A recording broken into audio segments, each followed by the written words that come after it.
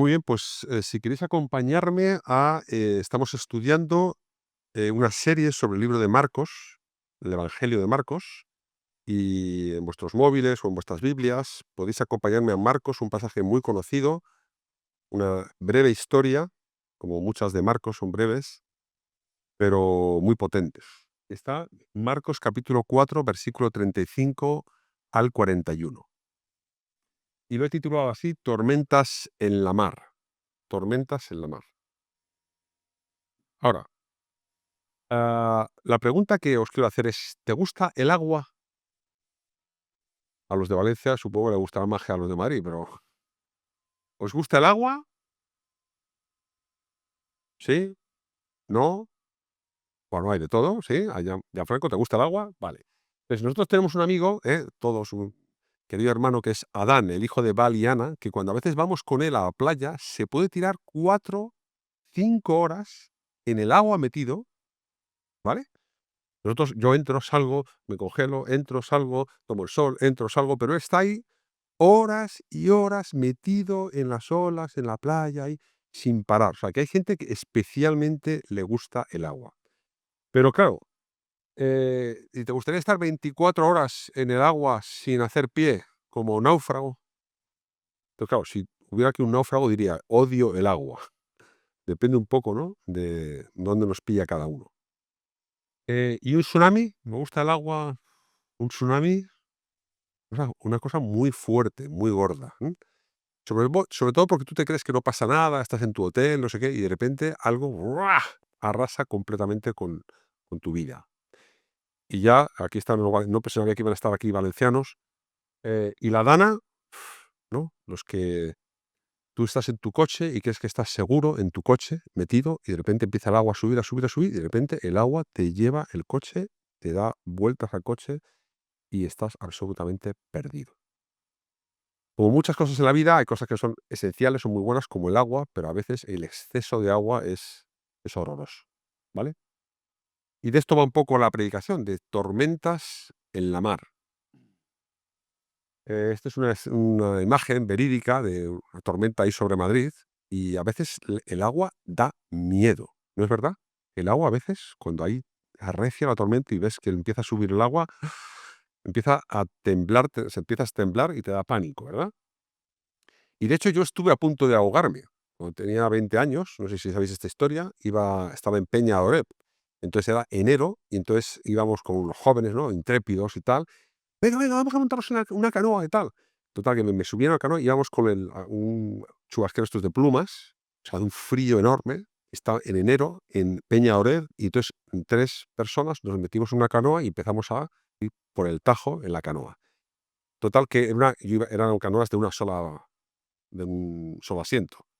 Total, que yo iba con la canoa y de repente había unos juncos y entonces yo, joven, hice una buena palada, ¿no? Para esquivar los juncos y al hacer la buena palada hizo la canoa chas, ¿no? Me puse boca abajo. Y llevaba un chaleco salvavidas, entonces estaba así la canoa completamente, yo boca abajo, el agua, pero claro, el chaleco me hacía que la canoa se subiera un poco. Pero no llegaba a ponerse completamente, ¿no? Y entonces intentaba ponerme bien, pero no podía. Claro, cuando tú te metes en el Tajo en enero, ¿sabes? Te da un shock ahí que no puedes respirar, ¿no? Y entonces intenté, hasta que no vino alguien que me volteó la canoa, a poco me muero, ahí en el Tajo, ¿no? Con 20 años. Entonces te hace pensar, ¿no? En lo que es la inestabilidad de la vida, el pánico que nos entra con algunas situaciones, ¿no? Y la importancia de tener a alguien que te eche una mano, ¿vale? Bueno, historias de la vida. Vale, entonces vamos a entrar ya en este pasaje. Entonces, en la semana pasada, Daniel Vela elocuentemente nos habló de que Jesús inicia una revolución y estuvimos viendo Marcos capítulo 1 del 1 al 15 y, bueno, aprendimos muchísimas cosas, un pasaje muy, muy precioso, pero, claro, la revolución, en las revoluciones son muy importantes los personajes, las personas que inician la revolución. Pues podemos pensar, ¿quién inicia esta revolución? ¿Qué es lo que hace que surja esta revolución del cristianismo, del evangelio? por tanto, trastornará al mundo? ¿Qué revolucionará o quién revolucionará al mundo? Ahora, cuando vamos al Evangelio de Marcos, empieza, que ya nos lo dijo Daniel, de una forma muy especial. Y dice así: principio del Evangelio de Jesucristo, Hijo de Dios. Una forma muy bestial de empezar un evangelio. Mateo no empieza así, porque Mateo habla a los judíos, y tú no puedes empezar a un judío diciendo que Jesús es el Hijo de Dios. Pero Marcos nos dijo, ¿no? Daniel Vela, que hablaba a los romanos. Y de alguna forma el Evangelio de Marcos empieza fuerte. Jesús es el Hijo de Dios, esa es su identidad, que veremos también en las próximas semanas. Por cierto, lo voy a decir aquí en secreto, Marcos 1, 2.1 es mi contraseña de todo.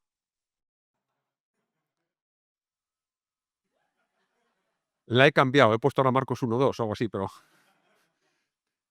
es tan impactante este versículo en mi vida que era mi contraseña de todo, de mi banco, de las revistas a donde entraba, de las novelas, de todo. Entonces ahora probar ahí, Marcos 1.1.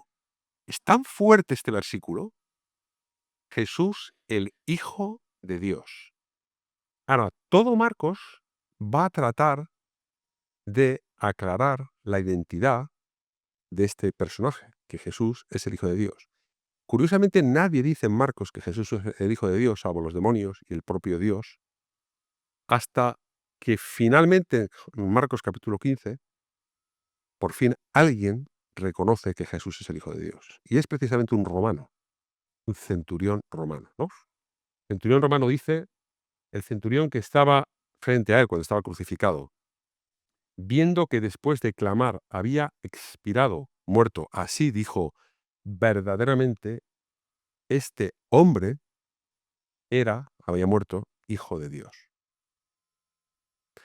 Ahora, las revoluciones empiezan con hombres excepcionales. Y en este caso, el cristianismo empieza con Jesús, el Hijo de Dios. Ahora, estamos viendo esta serie y vamos a ver seis episodios. En Marcos lo vamos a ver en Marcos completamente. Y estamos aquí en este episodio de demostrar su autoridad. Marcos 4, del 35, del 35 al 41. Entonces vamos a leerlo y dice así.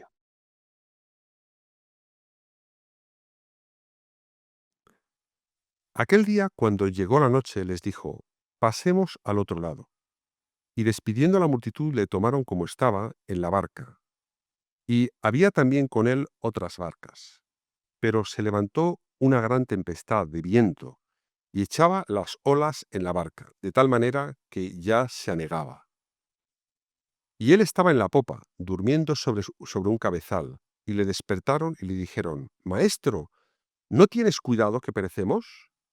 Y levantándose, reprendió al viento y dijo al mar, Calla, enmudece.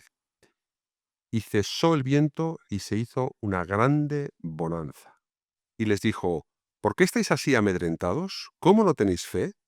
Entonces temieron con gran temor y se decían el uno al otro, ¿quién es este que aún el viento y el mar le obedecen?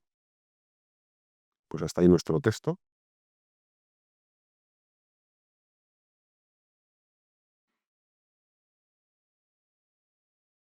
Bosquejo.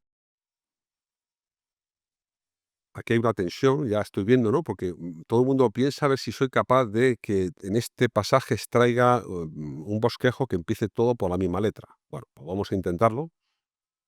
Vamos a hablar de una pequeña introducción. La tormenta, la tranquilidad de Jesús, el titubeo, la fe, ¿no? Y por último, el temor. Y no es que me lo estoy inventando yo, es que esto nace del propio pasaje. Yo creo que Dios magistralmente va a hablar de estos 4 elementos, ¿no? Para traernos un mensaje muy poderoso a nuestras vidas, ¿vale? Ahora, empezamos con la tormenta. Y ya en el versículo 37 dice, pero se levantó una gran tempestad de viento. Claro, para que haya olas tiene que haber viento, ¿no? Y echaba las olas en la barca de tal manera que se anegaba. Y aquí os recuerdo que estamos con gente que algunos de ellos al menos eran pescadores. Esto debió ser una tempestad, algunos aquí ríos de tinta sobre esto, ¿no? Que si en el mar de Galilea puede haber tal tempestad, si no, que sí, que parece ser que sí, que cómo eran las barcas en aquella época. Entonces, bueno, esto parece ser que puede ser así, una gran tempestad, y debió ser algo bastante fuerte, insólito, y los pescadores estaban asustados con este temporal, ¿no? Ahora, ¿qué implica una tormenta? ¿Qué implica una tempestad? Pues implica, entre otras cosas, estas tres, ¿no? Inestabilidad, como que se mueven los cimientos de tu vida, tú estás apoyado sobre unas bases en tu vida, y cuando esos cimientos se van quitando o se tambalean, generas inestabilidad. Es algo que no nos gusta nada, ¿no? De hecho, no sé si habéis ido en barca, cuando ya por fin llegas a tierra, ¡pum! Te pones en la tierra y dices, ¡ah, qué gusto! ¿Sabes? Porque te sientes estable, ¿no? Tener una tempestad, incertidumbre, porque no sabes qué va a pasar, no sabes cuánto tiempo va a durar. Es agobiante, angustiante, la incertidumbre, la ausencia de certezas. Y por otra parte, genera inquietud, nerviosismo, ansiedad, ¿no? Ahora, hay muchos tipos de tormentas. Tormentas económicas. Yo tengo muchos pacientes que más que un problema médico es un problema social, es un problema que no tienen dinero. No saben cómo van a llegar a fin de mes. Este refrán que dice, cuando el hambre entra por la puerta, el amor sale por las ventanas. Problemas económicos que nos suceden generan una inestabilidad, una incertidumbre, una inquietud enorme. Problemas físicos, o bueno, problemas en el orden natural.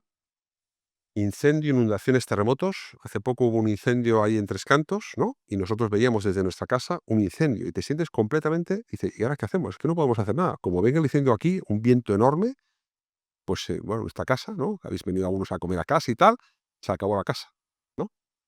Entonces te sientes con una absoluta impotencia, ¿no? Los de la Dana, los de, o sea, es que ¿qué haces? O sea, un terremoto, te crees que está y de repente empieza a temblar la tierra y ¿qué? Y te cae la casa encima y ¿qué? Tormentas en la salud, tremendo. Tú vives tan tranquilo hasta que un día de repente, súbitamente, te quedas hemipléjico y ya no puedes caminar. O te quedas ciego, o te da un infarto y ya no puedes respirar bien. Pero hay problemas crónicos que poco a poco te van minando tu salud y al final estás hecho una piltrafa. Y son tormentas que cada uno va viviendo, ¿vale? Generan inestabilidad, incertidumbre, inquietud en tu vida. Hay tormentas emocionales, que son casi peores que a veces las físicas. Sufrir un divorcio, vivir en soledad, injusticias de cualquier tipo en el trabajo. Esta semana he estado con una injusticia en mi trabajo que me ha quitado el sueño. Me ha generado inquietud, incertidumbre, enfado, esto no puede ser, ¿no? Y turban tu vida, ¿no? Tu tranquilidad. Y luego también tormentas espirituales. Ahí me contaba Samuel, ¿no? Me parece, está por aquí Samuel. Está ahí Samuel.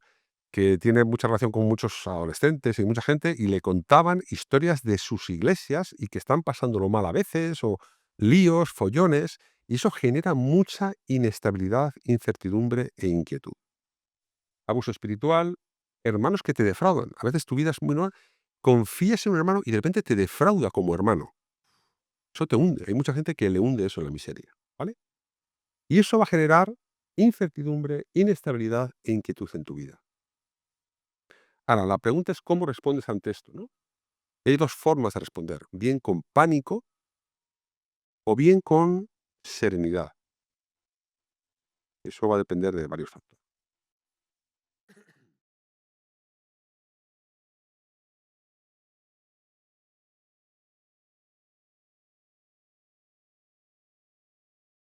Mm.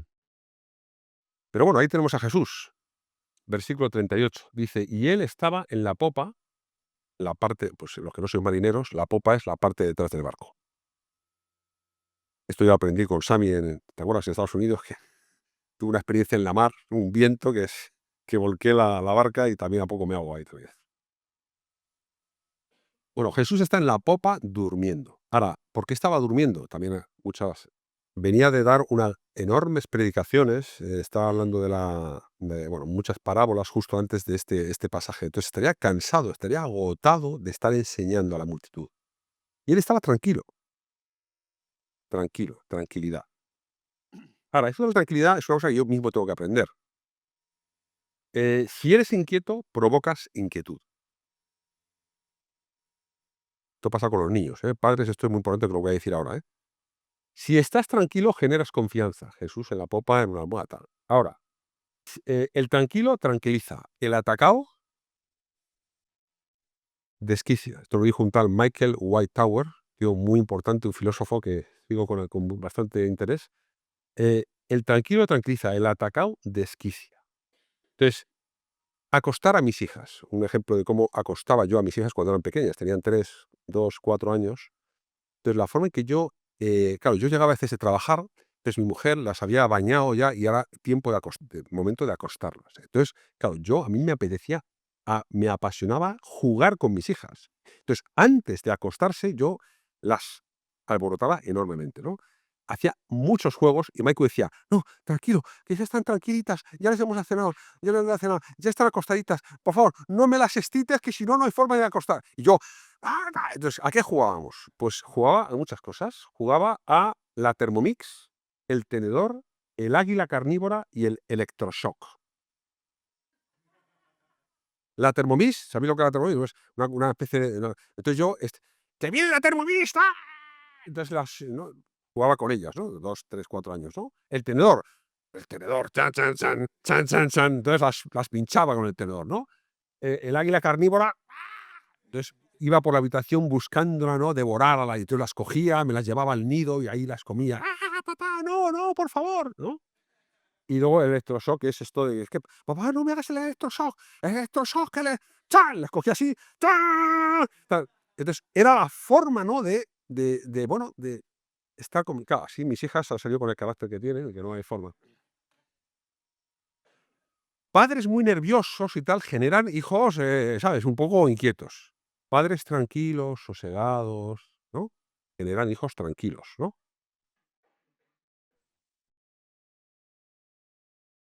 Bueno, aprendamos de esto, aprendemos de Jesús en la popa, ¿no? Y de su tranquilidad, ¿no?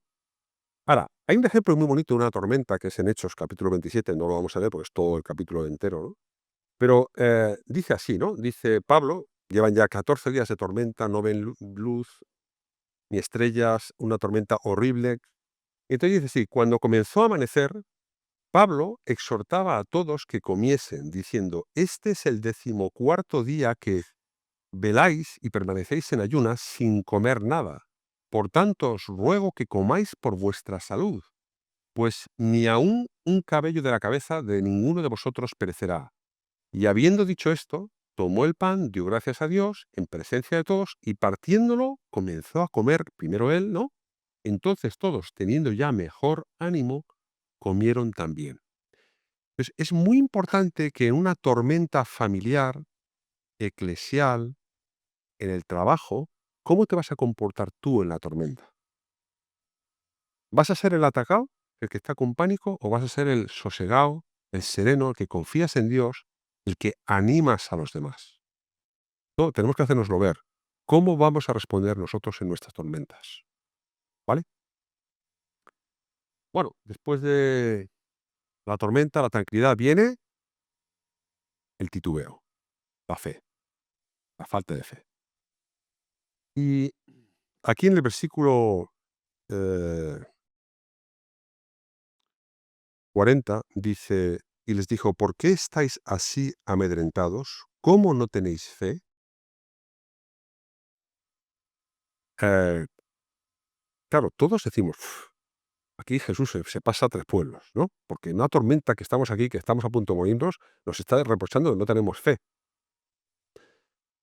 Ah, bueno, en general la incredulidad aboca al temor, a la angustia, al pánico. Luego veremos el tema del temor, ¿no?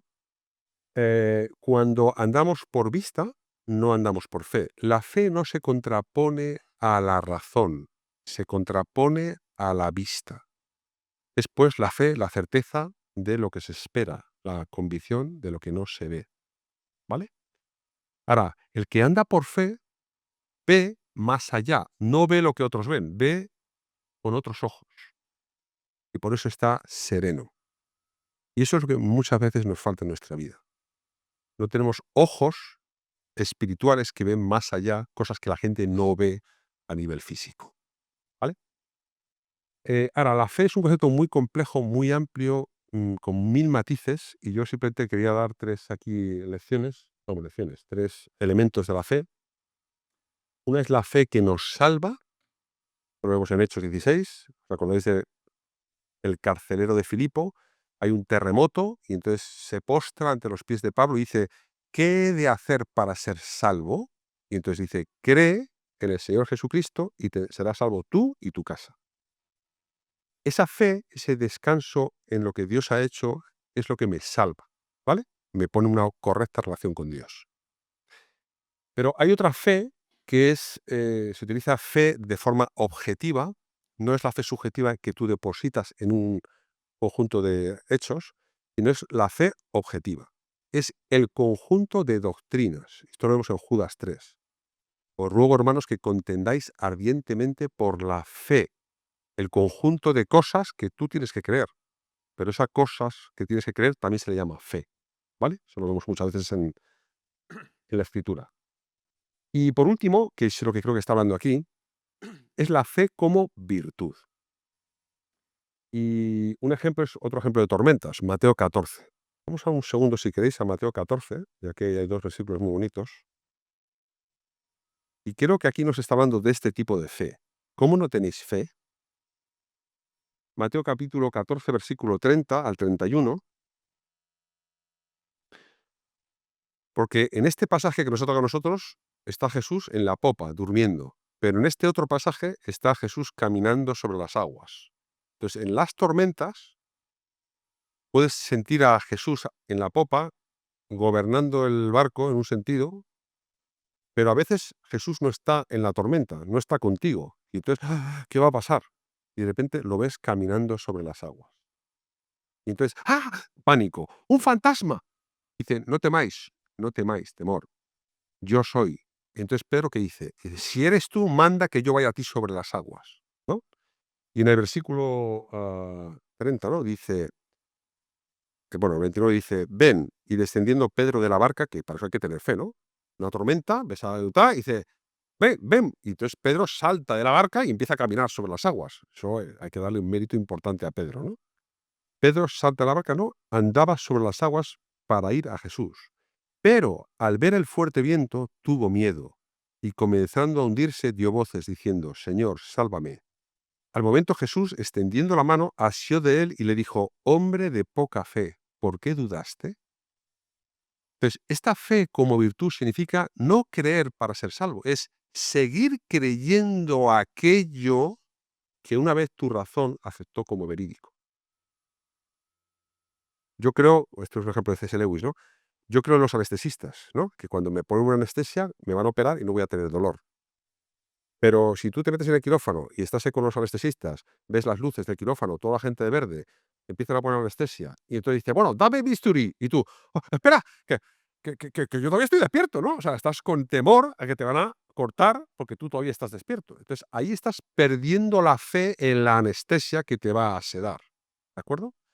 Pues muchas veces en la vida, en las tormentas, lo que nos pasa es que al principio las afrontamos con valentía, con fuerza, con fe, pero durante el tiempo de la tormenta perdemos la fe.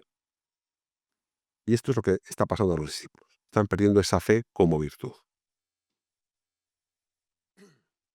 Perdona, que estoy como aquí.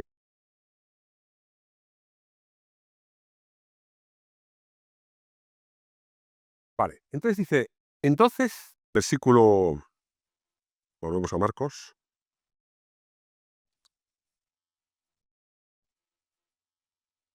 versículo 41, o sea que el versículo dice, entonces temieron con gran temor y se decían el uno al otro, ¿quién es este que aún el viento y el mar le obedecen?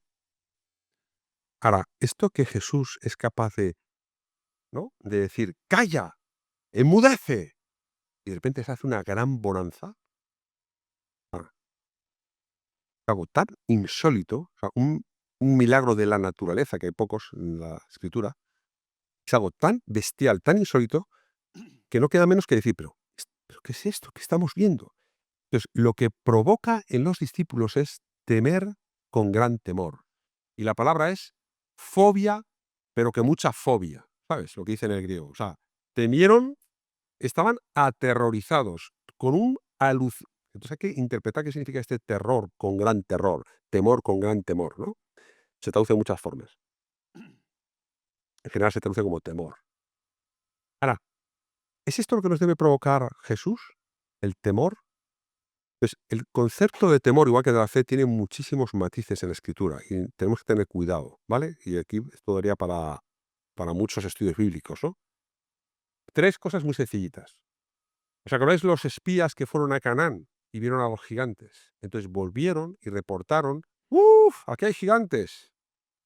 Tenían temor para entrar en la tierra y generaron temor para que la gente no entrara en la tierra, ¿vale? Eh, y también puede haber temor a la muerte, temor al castigo eterno, y todo esto genera pánico. Claro, si Dios te genera un temor que lo que haces es huir de él, ese no es el temor correcto. Cualquier temor que hace que te alejes de Dios no es el temor correcto. Hay otro temor del que habla la Biblia, que es el temer la disciplina. Y el temor a la disciplina genera prudencia. ¿Sabéis, no? Proverbios 1.7 dice que el principio de la sabiduría es el temor del Señor, o el temor a Jehová. Significa que, a ver, es un gran principio. No es el mejor final, pero sí es un gran principio. Saber que Dios existe, saber que Dios está ahí, contar con que Dios está a mi lado, mm, hace que sea prudente en mi toma de decisiones, en hacer el bien y no hacer el mal. Y Dios, y el libro de Proverbios está constantemente animándonos a esto. Oye, teme a Dios. Es bueno que temas a Dios, que cuentes con que Dios está ahí. Y como cristianos también tenemos que tener ese temor también sano. El Señor nos puede disciplinar y en ese sentido es bueno tener ese temor. Pero hay otro temor, que yo creo que es el que está hablando aquí, que es este de temor del asombro, de la reverencia, del respeto y sobre todo esta palabra, sobrecogimiento. Eh, no sé si os ha pasado, ¿no? Cuando veis una cosa bestial, ¿no? Estaba yo en Galicia y había unos acantilados y estaba ahí en los acantilados, veía las olas romper, el viento, la llovizna. Me dio una sensación de decir: "Pero, tío, qué bestialidad". Y pensaba en Dios, ¿no? Y entonces me ponía la piel de gallina y decía: "¡Guau! Dios es muchísimo más grande que todo esto", ¿sabes? Entonces, a veces ves escenas que te sobrecogen, que te quitan el aliento. Esto es lo que yo creo que les pasó a los discípulos. Temieron con gran temor. ¿Pero qué narices estamos viendo aquí? ¿Quién es este personaje? Ese es el temor que creo que tenemos que tener de Dios. No para huir de Dios. También como C.S. Lewis, ¿no? Que, ¿sabéis? Aslan es este personaje tan especial, ¿no? Que es el león, que es Cristo, es una analogía. Y recuerdo que hay una escena, yo no sé en qué libro, hay una escena en el que de repente Lucy, que es la niña pequeñita, ¿no? Que de repente se encuentra con Aslan. Aslan no siempre está constantemente, aparece de vez en cuando, ¿no? En los libros de Narnia, ¿no? Las crónicas de Narnia. Aparece de vez en cuando. Y entonces, de repente se encuentra con Aslan. Y entonces, ¿qué quiere hacer? Va corriendo para abrazar a Aslan, su grande melena, ¿no? Eh, sus ojos enormes, quiere coger y abrazarlo, pero de repente cuando se va a acercar a él, le ve sus enormes garras. Y entonces le da un respeto, le da un cierto sobrecogimiento, ¿no? ¿Soy yo capaz de abrazar a Aslan así tan fácilmente? Y es que Dios es tan enorme, tan inmenso, tan increíble, que a veces nos acercamos a Dios como Pedro por su casa. Tampoco es así. Dios es increíblemente increíble. Eh, Hay un texto que me ha ayudado mucho con esto del temor, que es el Salmo 130, versículo 3 y 4. Dice: Jehová, si mirares a los pecados, ¿quién, oh Dios, podrá mantenerse? Pero en ti hay perdón, para que seas reverenciado. La palabra que dice es para que seas temido. O sea, que hay una asociación entre el temor y el perdón. El hecho que Dios sea capaz de perdonarnos debe causarnos sobrecogimiento. ¡Wow! ¿Qué Dios es capaz de perdonarnos? Es fascinante. Por eso cuando vemos la palabra temor, no es para huir de Dios, es para que nos quite el hálito y llorar de flipar, de alegría en un sentido, ¿no? Vale. Ahora, esto es un poco controversial lo que voy a decir ahora, ¿vale? No lo he comentado con los pastores y tal, pero bueno, me voy a atrever a decirlo, ¿eh? La última palabra del Evangelio de Marcos es temor. Vamos a verlo, ¿no? Vamos un segundo. Marcos 16, vamos a ver si está eso. ¿Cuál es vuestra palabra? Amén, ¿no? Bueno, ya sabéis que hay una controversia muy importante si el Evangelio de Marcos acaba en el versículo 8 o acaba en el versículo 20, que si fue un añadido, y los eruditos están trabajando mucho este tema, ¿vale? Entonces, permitidme que diga, no quiero generar controversia, pero que la última palabra es el versículo 8, y entonces el versículo 8 dice, y ellas se fueron huyendo del sepulcro, acaba de resucitar Jesús, porque les había tomado temblor y espanto. Ni decían nada a nadie porque tenían miedo. Esa palabra miedo es phobos, es temor. Ahora, ¿por qué Marcos acabaría así el Evangelio? Era algo tan insólito que los posteriores dijeron, no, así no puede acabar el Evangelio de Marcos. Vamos a darle un repasito y hacerlo un poquito más, ¿no? Y hacer una edición y un resumen un poquito más adecuado, ¿no? Dicen algunos eruditos, otros dicen que no.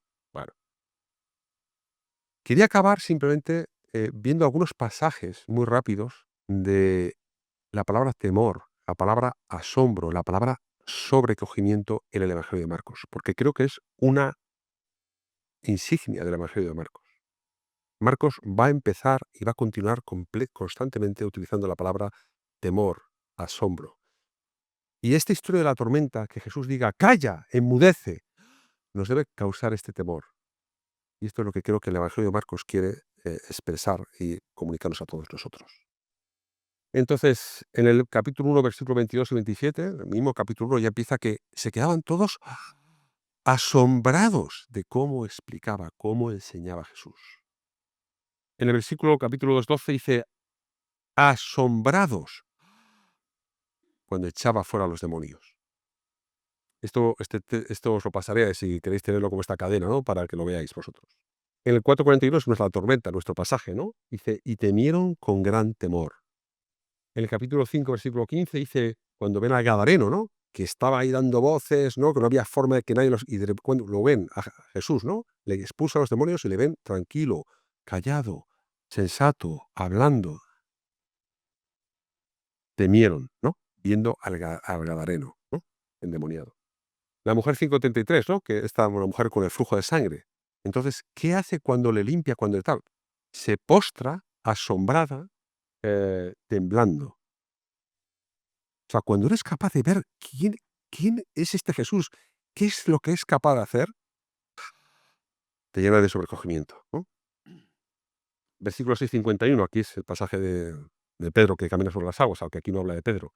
Camina sobre el agua y están aterrados, viendo este personaje está caminando sobre las aguas. En el 9:6, en la transfiguración, le temen, ¿no? Están temblando. En el 9:32, sorprendidos, cuando dice que va a ir a morir, están sorprendidos y nadie se atrevía a preguntarle, porque temían preguntarle, viendo el propósito que Jesús, claro, tenía para ir a la cruz, a Jerusalén, ¿no? En el día 24, se asombran de sus palabras, ¿no? En el capítulo 10:32, le siguen a Jerusalén con miedo, es lo que dice el pasaje, podéis verlo vosotros en casa tranquilamente. En el 11:18, le buscan para matarle porque tienen miedo a Jesús y son los enemigos. En el 12:17, se asombran de sus respuestas cuando está en el templo explicando lo de César, un montón de enseñanzas. En el 15:5, Jesús ante Pilato no responde y Pilato se asombra, se sobrecoge de su actitud a Jesús. Y en el 16:5 dice que las mujeres cuando ven al ángel se espantan, ¿no? Cuando ven a este ángel que va a dar las señales de la resurrección. ¿Qué es esto? Y en el último versículo, el 16:8 que hemos leído, y ellas se fueron huyendo del sepulcro porque les había tomado temblor y espanto. Ni decían nada a nadie porque tenían miedo. Ahora, después de Jesús en la tormenta, ¿no? Que estamos intentando entender, ¿no? La autoridad de Jesús. ¿Quién es este? ¿Quién es este que es capaz de calmar el viento, hacer una gran bonanza, silenciar las olas? ¿Quién es este? A veces me sorprende, ¿no? Que en los salmos, en Job, dice, hasta aquí, dice Dios al mar, y hasta ahí se para. Sube, y sube la montaña. Detente, y detiene la lluvia. Y de repente dice, Patricia, ven a fregar los platos, ¿no? Y dice, ya voy, más tarde. Quiero decir, cuando Dios nos pide algo, ¿qué hacemos? ¿Cómo actuamos con Él? Si tuviésemos este sobrecogimiento de lo que es Jesús, actuaríamos de una forma muy distinta en nuestra vida, ¿no? Bueno, vamos a acabar ya. Conclusión, ¿quién es este Jesús que aún el viento y el mar obedecen? Esa es la pregunta que queda ahí en el aire, de ese viento, ¿no? Que acaba de la bonanza. ¿Quién es este? Podríamos concluir de este pasaje y de todo el Evangelio el asombroso Jesús, ¿no? Ahora, ya para acabar, un minuto, pensar vosotros, cada uno, reflexionando, cerrando vuestros ojos, piensa en una tormenta por la que estés pasando o la que hayas pasado.